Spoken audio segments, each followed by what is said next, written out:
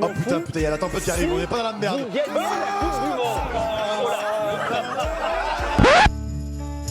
This is the end.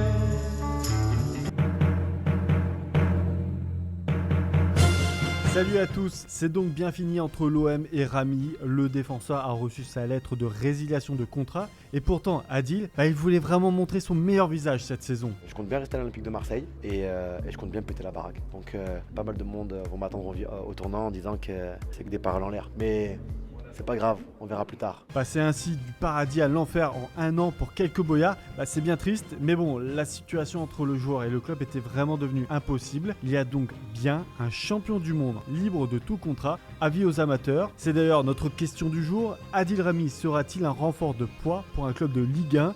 2 réponses seront sélectionnées. Dans les airs.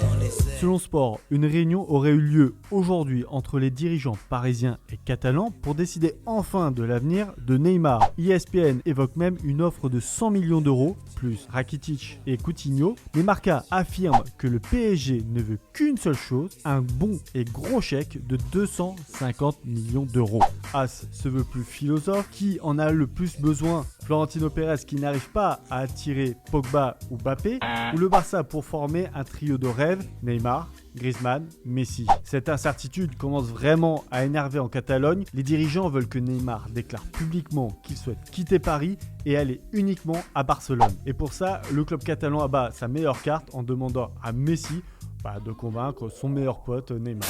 Neymar, il doit vraiment souffrir de cette situation. Ah, bon, non, apparemment, tout va bien pour le Brésilien.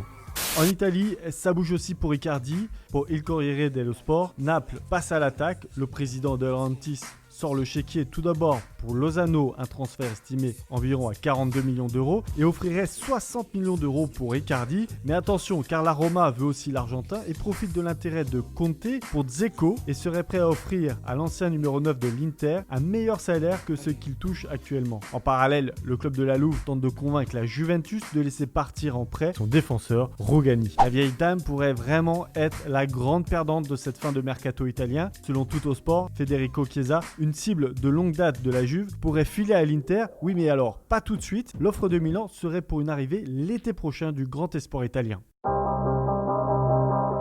Hallo liebe Fans, ich bin Ivan Perisic und ich freue mich hier zu sein. Perisic au Bayern, c'est donc officiel. Le Croate s'est bien engagé pour un prêt payant de 5 millions d'euros pour un an, avec une option d'achat de 20 millions d'euros. L'ailier aura la lourde tâche de faire oublier l'objectif numéro 1 de cet été, qui était Leroy Sané. On n'arrête plus Monaco.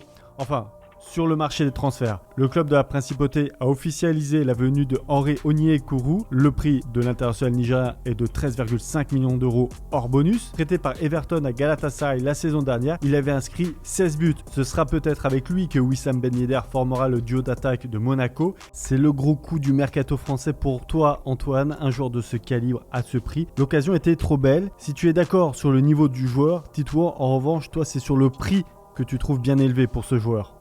Vous l'avez sûrement remarqué, mais au rayon de départ, Monaco laisse aussi partir pas mal de jeunes joueurs. Massengo, 18 ans à Bristol, Pierre Gabriel, 21 ans à Mayence, ou encore Mejbri, 16 ans à Manchester United. Il faudra peut-être aussi ajouter bientôt Pietro Pellegrini, l'Italien de 19 ans, plaît beaucoup à la Lazio, affaire à suivre. Big sight, new, bang.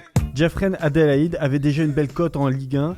Et après sa prestation face à Bordeaux, on comprend mieux pourquoi Lyon tente de le shipper le plus vite possible. La concurrence s'annonce tout de même rude, car Monaco, encore eux, et le Bayern seraient aussi sur les rangs. Le transfert pourrait du coup dépasser les 25 millions d'euros. Direction la sortie pour Kurzawa. Les dirigeants parisiens ne s'opposeraient pas à un départ du latéral gauche en cas d'offre satisfaisante. Paris aimerait surtout ne pas voir une fois de plus un joueur partir gratuitement. Il ne reste en effet plus qu'un an de contrat à Kurzawa. L'autre départ dans les tuyaux, c'est celui de Choupo-Moting. Le club de Lecce serait intéressé par la venue de l'attaquant défenseur. Le club italien aurait aussi des vues sur Mitroglou. Tout simplement de quoi rendre heureux en un été les supporters parisiens et marseillais.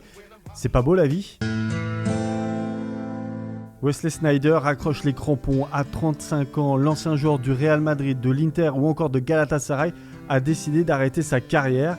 L'annonce s'est faite par cette vidéo sur le site du club du FC Utrecht. Pourquoi ? Tout simplement parce que c'est le club de sa ville natale. Le grand fait marquant de sa carrière, c'est le triplé avec l'Inter, Serie A, Coupe d'Italie les Ligues des Champions en 2010 et aussi une finale de la Coupe du Monde la même année avec les Pays-Bas. La quotidienne Mercato est finie pour aujourd'hui. On se retrouve demain.